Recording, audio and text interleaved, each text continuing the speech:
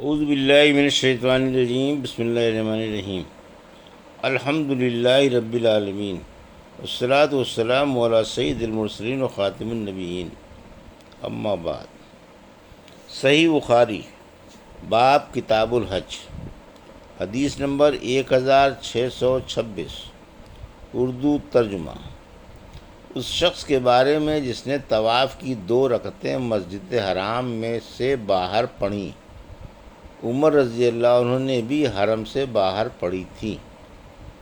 ہم سے عبداللہ بن یوسف تنیسی نے بیان کیا، انہوں نے کہا کہ ہمیں امام مالک رحمۃ اللہ علیہ نے خبر دی، انہیں محمد بن عبد الرحمن نے، انہیں عروہ نے، انہیں زینب نے اور انہیں ام المومنین حضرت ام سلمہ رضی اللہ عنہا نے، کہ میں نے رسول اللہ صلی اللہ علیہ وسلم سے شکایت کی۔ دوسری سند، امام بخاری رحمۃ اللہ علیہ نے کہا کہ مجھ سے محمد بن حرب نے بیان کیا، انہوں نے کہا کہ ہم سے ابو مروان یحییٰ بن ابی زکریہ غسانی نے بیان کیا، ان سے حشام نے، ان سے عروہ نے اور ان سے نبی کریم صلی اللہ علیہ وسلم کی زوجہ مطہرہ ام سلمہ نے، کہ رسول اللہ صلی اللہ علیہ وسلم جب مکے میں تھے اور وہاں سے چلنے کا ارادہ ہوا تو ام سلمہ رضی اللہ عنہا نے کعبے کا طواف نہیں کیا اور وہ بھی روانگی کا ارادہ رکھتی تھیں۔ آپ نے ان سے فرمایا کہ جب صبح کی نماز کھڑی ہو اور لوگ نماز پڑھنے میں مشغول ہو جائیں تو تم اپنی اونٹنی پر طواف کر لینا۔ چنانچہ ام سلمہ رضی اللہ عنہا نے ایسا ہی کیا اور انہوں نے باہر نکلنے تک طواف کی نماز نہیں پڑھی۔ حدیث نمبر 1627، اردو ترجمہ۔ اس سے متعلق کہ جس نے طواف کی 2 رکعتیں مقام ابراہیم کے پیچھے پڑھیں۔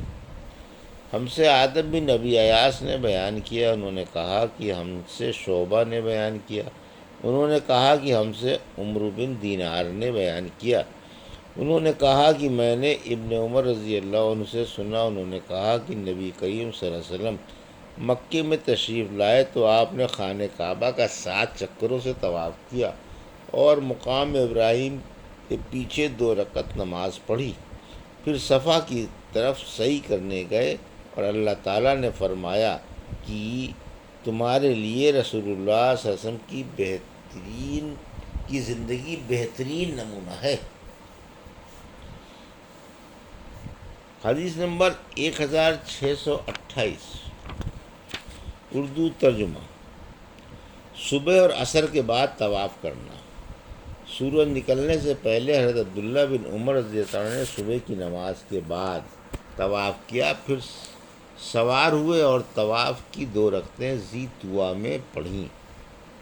ہم سے حسن بن عمر بصری نے بیان کیا، کہا کہ ہم سے یزید بن زریع نے بیان کیا، ان سے حبیب نے، ان سے عطا نے، ان سے عروہ نے، ان سے ام المومنین حضرت عائشہ صدیقہ رضی اللہ عنہا نے، کہ کچھ لوگوں نے صبح کی نماز کے بعد کعبے کا طواف کیا، پھر ایک واعظ کرنے والے کے پاس بیٹھ گئے اور جب سورج نکلنے لگا تو وہ لوگ طواف کی 2 رکعت پڑھنے کے لیے کھڑے ہو گئے۔ اس پر حضرت عائشہ رضی اللہ عنہا نے ناگواری کے ساتھ فرمایا، جب سے تو یہ لوگ بیٹھے تھے اور جب وہ وقت آیا کہ جس میں نماز مکروہ ہے تو نماز کے لیے کھڑے ہو گئے۔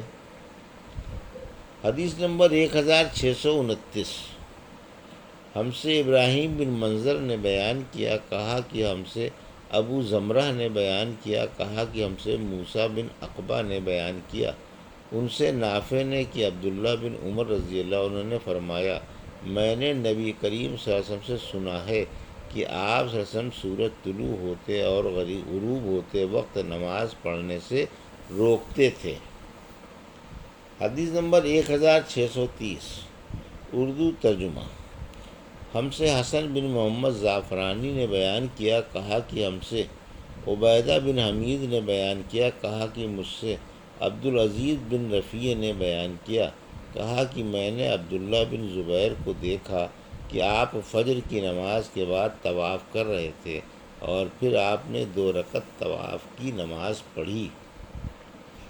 حدیث نمبر 1631، اردو ترجمہ۔ عبدالعزیز نے بیان کیا کہ میں نے عبداللہ بن زبیر کو عصر کے بعد بھی 2 رکعت نماز پڑھتے دیکھا تھا۔ وہ بتاتے تھے کہ عائشہ رضی اللہ عنہا نے ان سے بیان کیا کہ رسول اللہ صلی اللہ علیہ وسلم جب بھی ان کے گھر آتے عصر کے بعد تو یہ 2 رکعت ضرور پڑھتے تھے۔ حدیث نمبر 1632 اردو ترجمہ۔ مریض آدمی سوار ہو کر طواف کر سکتا ہے۔ ہم سے اسحاق واسطی نے بیان کیا، کہا کہ ہم سے خالد طحان نے خالد خدا سے بیان کیا، ان سے اکرمہ نے ان سے حضرت عبداللہ بن عباس رضی اللہ عنہ نے کہ رسول اللہ صلی اللہ علیہ وسلم نے بیت اللہ کا طواف اونٹ پر سوار ہو کر کیا۔ آپ جب بھی طواف کرتے ہوئے حجر اسود کے نزدیک آتے تو اپنے ہاتھ کو ایک چیز یعنی چھڑی سے اشارہ کرتے اور تکبیر کہتے۔ حدیث نمبر 1633 اردو ترجمہ۔ ہم سے عبداللہ بن مسلمہ قانبی نے بیان کیا، انہوں نے کہا کہ ہم سے امام مالک رحمۃ اللہ علیہ نے بیان کیا، ان سے محمد بن عبد الرحمن بن نوفل نے، ان سے عروہ نے بیان کیا، ان سے زینب بنت ام سلمہ نے، ان سے ام سلمہ رضی اللہ عنہا نے کہا کہ میں نے رسول اللہ صلی اللہ علیہ وسلم سے شکایت کی کہ میں بیمار ہو گئی ہوں۔ آپ صلی اللہ علیہ وسلم نے فرمایا پھر لوگوں کے پیچھے سے سوار ہو کر طواف کر لے۔ چنانچہ میں نے جب طواف کیا تو اس وقت رسول اللہ صلی اللہ علیہ وسلم بیت اللہ کے بازو میں نماز کے اندر کی قرات کر رہے تھے۔ حدیث نمبر 1634 حاجیوں کو پانی پلانا۔ اردو ترجمہ۔ ہم سے عبداللہ بن محمد بن ابی الاسود نے بیان کیا، انہوں نے کہا کہ ہم سے ابو زمرہ نے بیان کیا، انہوں نے کہا کہ ہم سے عبید اللہ عمری نے بیان کیا، ان سے نافع نے، ان سے حضرت عبداللہ بن عمر رضی اللہ عنہ نے بیان کیا کہ عباس بن عبد المطلب نے رسول اللہ صلی اللہ علیہ وسلم سے اپنے پانی یعنی زمزم کا حاجیوں کو پلانے کے لیے منا کے دنوں میں مکہ ٹھہرنے کی اجازت چاہی تو آپ صلی اللہ علیہ وسلم نے ان کو اجازت دے دی۔ حدیث نمبر 1635 ہم سے اسحاق بن شاہین نے بیان کیا، کہا کہ ہم سے خالد طحان نے خالد خدا سے بیان کیا، ان سے اکرمہ نے، ان سے ابن عباس رضی اللہ عنہ نے کہ رسول اللہ صلی اللہ علیہ وسلم پانی پلانے کی جگہ زمزم کے پاس تشریف لائے اور پانی مانگا ہے۔ حج کے موقع پر عباس رضی اللہ عنہ نے کہا کہ فضل اپنی ماں کے یہاں جا اور ان کے یہاں سے کھجور کا شربت لا، لیکن رسول اللہ صلی اللہ علیہ وسلم نے فرمایا کہ مجھے یہی پانی پلاؤ۔ عباس رضی اللہ عنہ نے عرض کیا یا رسول اللہ، ہر شخص اپنا ہاتھ اس میں ڈال دیتا ہے، اس کے باوجود رسول اللہ صلی اللہ علیہ وسلم یہی کہتے رہے کہ مجھے یہی پانی پلاؤ۔ چنانچہ آپ نے پانی پیا، پھر زمزم کے قریب آئے، لوگ کنویں سے پانی کھینچ رہے تھے اور کام کر رہے تھے۔ آپ نے انہیں دیکھ کر فرمایا کام کرتے جاؤ کہ ایک اچھے کام پر لگے ہوئے ہو۔ پھر فرمایا اگر یہ خیال نہ ہوتا کہ آئندہ لوگ تمہیں پریشان کر دیں گے تو میں بھی اترتا اور رسی اپنے اس پر رکھ لیتا۔ مراد آپ کی شانے سے تھی، آپ نے اس کی طرف اشارہ کر کے کہا تھا۔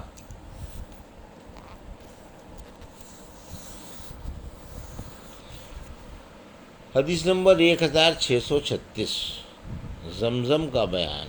اور عبدان نے کہا کہ مجھ کو عبداللہ بن مبارک نے خبر دی، انہوں نے کہا کہ ہمیں یونس نے خبر دی، انہیں زہری نے، انہوں نے کہا کہ ہم سے انس بن مالک رضی اللہ عنہ نے بیان کیا کہ ابو ذر رضی اللہ عنہ نے بیان کیا کہ رسول اللہ صلی اللہ علیہ وسلم نے فرمایا جب میں مکے میں تھا تو میری گھر کی چھت کھلی اور جبرائیل علیہ السلام نازل ہوئے، انہوں نے میرا سینہ چاک کیا اور اسے زمزم کے پانی سے دھویا، اس کے بعد ایک سونے کا تشت لائے جو حکمت اور ایمان سے بھرا ہوا تھا، اسے انہوں نے میرے سینے میں ڈال دیا اور پھر سینہ بند کر دیا۔